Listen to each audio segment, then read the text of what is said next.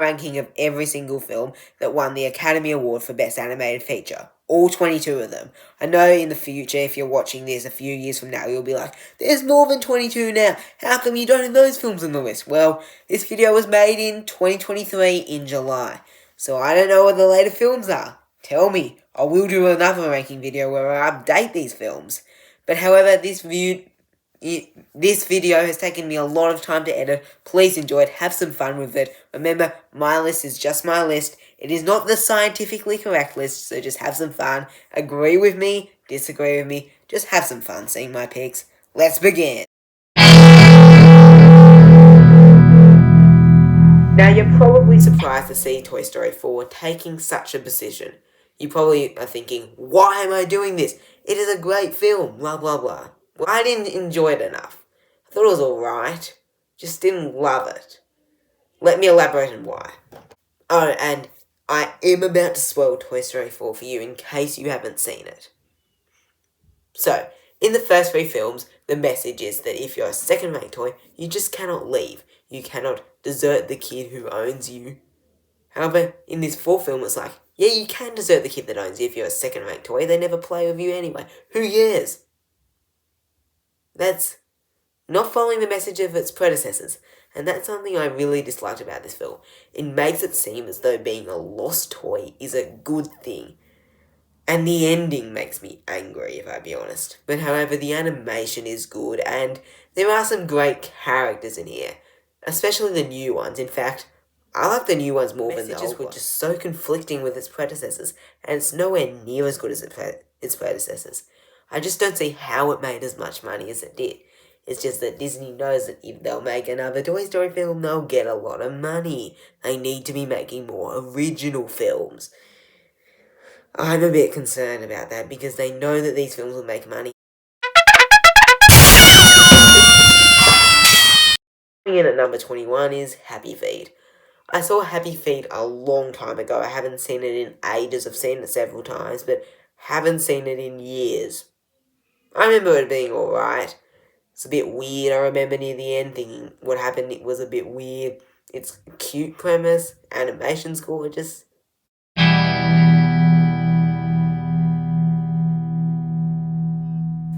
Brave is a fine film. I enjoyed it, but however, it was just predictable. I could see where it was going. You know exactly what's going to happen. I find it really odd that Brave won, considering that it has the least acclaim of all the other films nominated for Best Animated Feature that year. Wreck-It Ralph was a far better movie than Brave. How did Wreck-It Ralph not win?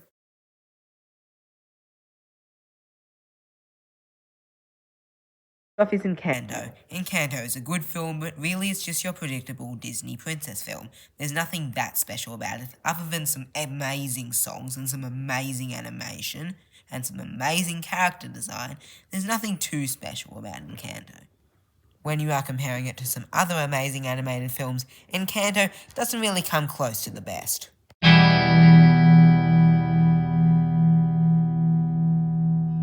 Now, number 18, we've got Big Hero 6. I enjoy Big Hero 6. I absolutely love Baymax. In fact, if I was giving this award to which one had the best character, I would give it to either Baymax or Donkey from Shrek. Baymax is just so funny as a character. He just works excellently as comic relief. He's just so good a character. I love him. However, I don't love the movie as much. The movie's a good film. I enjoyed it, but I don't love it the way that I love Baymax. Baymax was the standout, and he's the reason that I really enjoy the film.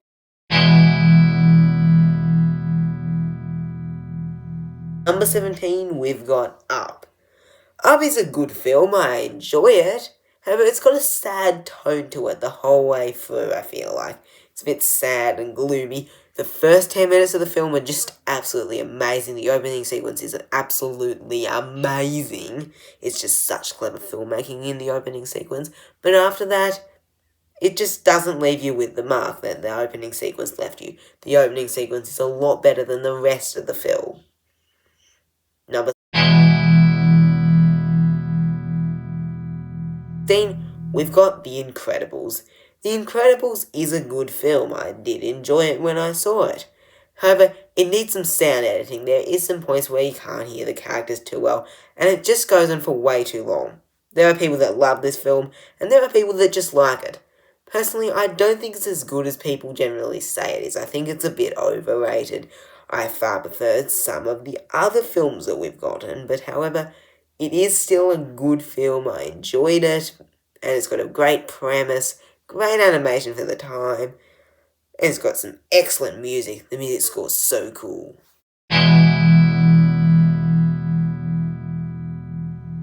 Is Coco. Coco's a great film with its music and everything. The animation is superb. It looks photorealistic. The characters are great. However, it is somewhat predictable. You can kind of see where it's going. And even though there is a twist in the later part of the film, I did not see that twist coming, but a lot of the film, you just know what's going to happen at the end. You just can see exactly what's going to happen. Well, you don't get it 100% right, but you can just see where the film's going. It's somewhat predictable. Now, you've got to remember that this is a list of the best of the best. It's not just the best animated films, it's the best of the best. It's really hard to say that some great films don't even make the top 10, or the top 15 for that matter of this list. Excellent premise, it's an amazing idea, it's got some amazing animation, I enjoyed it, but I just would have liked it to be a bit better. It could have been better. Everything about it works really well, generally speaking. I think it's a great premise, works excellently. I wish it had been a bit better. Near the end, I was losing a bit of interest. It could have been a bit more exciting. Now, next up on the list is Del Toro's Pinocchio. Guillermo del Toro is an amazing filmmaker. He has made some films that have been highly acclaimed. This film is just great. I really enjoyed the horror aspect of Pinocchio.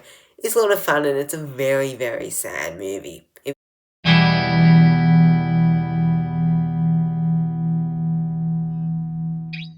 Coming next is Finding Nemo. Finding Nemo is an enjoyable film. You can see where it's going though, it is predictable. It's just not full of surprises. It is a greatly animated film. It's an enjoyable film.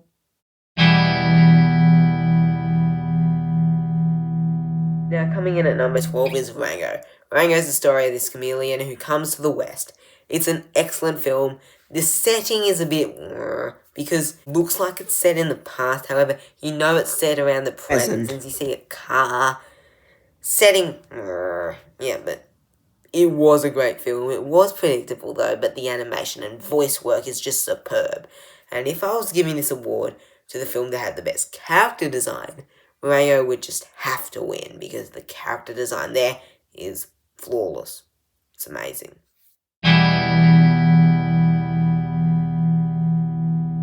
At number 10 is Toy Story 3.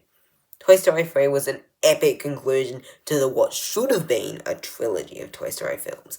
Toy Story 3 was just great, it ends on a great note, it's sad, it works really well, I really enjoyed it, it's a lot of fun. I really don't want to spoil it, although you probably have seen it, so I'm not going to spoil it, but there's just something I dislike that happens near the end. You probably know what it is. Just didn't like that happening.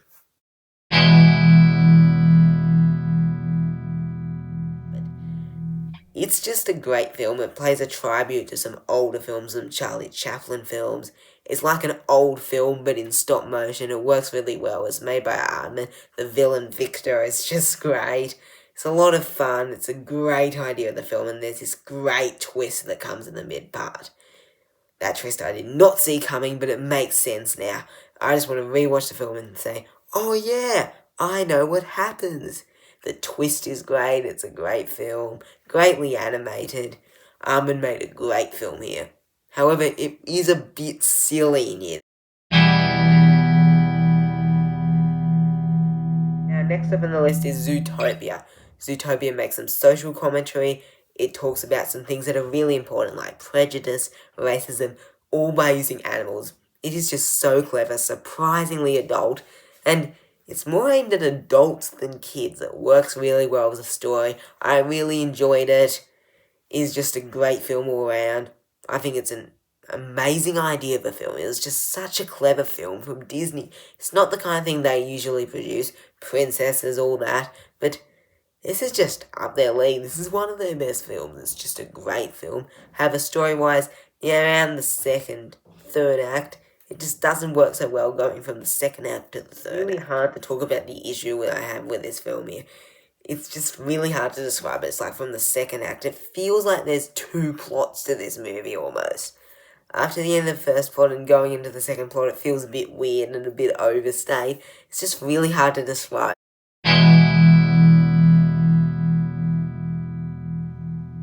Probably know that at one point, a decade ago, Pixar wasn't in the best state. They made this amazing Toy Story 3 and then they went with Cars 2, which I do enjoy watching, though it is not a very good movie. And then they made Brave, which was like the sick person was having its medicine. They weren't fully recovered, but they were still making something pretty good.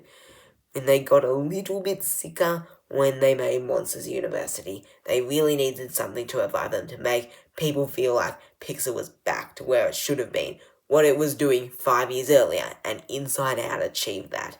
It was Pixar's best film in years. It was a great film. People loved it. I enjoy it. I think it's such a mind-bogglingly clever film. Unfortunately, Pixar did not keep up their league. With The Good Dinosaur, they went a bit... Again, not too much, but still. Inside Out is just beautifully animated. Voice work's amazing. It's just an amazing world, some great production design. It's just a really good film and a really clever idea. I think it's an amazing concept. However, there is one issue I have with this film. There's this one issue that really sticks in my mind. There's a couple other small ones, but there's this one issue that really sticks in my mind of this film. That is that the emotions don't know that Riley's going to move. They just didn't know that, didn't they hear Riley's parents talking about it? Just an amazing film all around, and many think that Wall-E should have won Best Picture, and it's crazy to think that it wasn't even nominated. But that aside, Wall-E is just a very sad film at some times, and it's just a bit too sad for the young audiences, who would have probably liked it a lot more if it hadn't been so sad and miserable.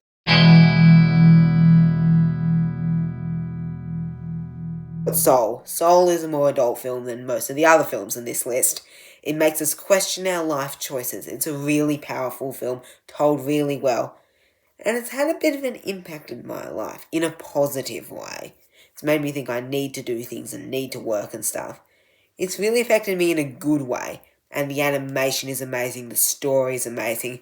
But why is it only number 5? Why isn't it number 1? Well, let me tell you. When Joe and the Soul 22 go back, 22 goes into Joe's body, and 22 just talks in their voice.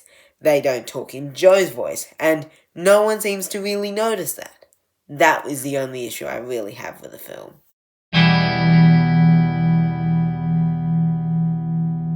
Next we have Ratatouille. Ratatouille is a great film about a rat who cooks food. It's got a great premise, a rat learning to cook food from this dead guy's ghost. It's just such a cool and weird and wacky premise, and Pixar have done excellently with this film. However, there's a lot of action scenes in a cooking movie. They are good action scenes, but it's just a bit unusual to see action scenes in a cooking movie. And Ratatouille is not the film that I generally pick to watch over and over and over again. Haven't seen it in a while. Now, next up is Frozen. It's got some amazing songs. Visually, Frozen is just amazing. It's a great story and I really enjoy it. Olaf is a great character. He's lots of fun. You just really enjoy this movie, even if it's not targeted at your demographic. I mean, Frozen is not targeted at my demographic, yet it still is a great film. It does almost everything right. It's just a great film with some great story, and a lot of people can enjoy it, even guys.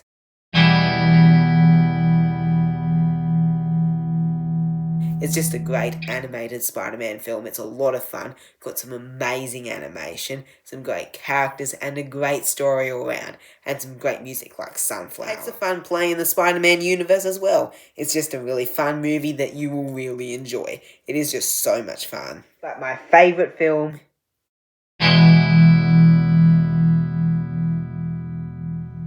Shrek is just an amazing film. It's got an amazing premise. A really fun idea that takes a parody and some Disney fairy tales. It's just so much fun, got some great songs in there, and the characters are really memorable. Shrek's a practically unforgettable film. It's about this ogre and this donkey rescuing a princess for this other man so that he could be king. Just such a unique premise that I've never seen being used before, and it's just so much fun. It's just a great film, and it's one of my favourite films. It really is. I just love this film so much. It is just so much fun. The animation is great for 2001. I just love this film. There's some excellent writing in there. That's my list. You probably disagreed with some of the films in this list, and you're entitled to, because that's just your opinions. Those were my opinions. They're not yours. Put your list in the comment below and let me know. And I'm the Grinning Critic, and don't forget to subscribe to me.